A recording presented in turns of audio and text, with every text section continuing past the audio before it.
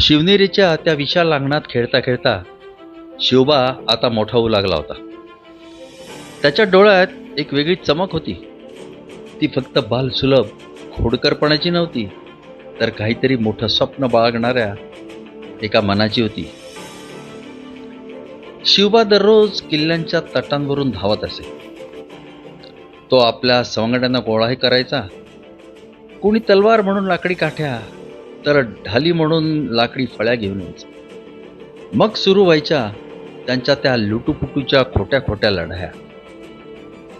शिवबा नेहमीच पुढे असायचा. अतिशय धाडसी, चपळ आणि युक्तीने खेळणारा. जिजामाता दूर उभा राहून हे सगळं बघत असत. त्यांच्या चेहऱ्यावर समाधानाचं हास्य असायचं. त्या जाणून होत्या, हा फक्त खेळ नाहीये, तर एका महान योद्ध्याच्या प्रवासाची सुरुवात आहे. खेळात सुद्धा शिवबा कधी हारला तरी खचत नसे. उलट तो पुन्हा उभा राहून जोमाने खेळात उतरायचा.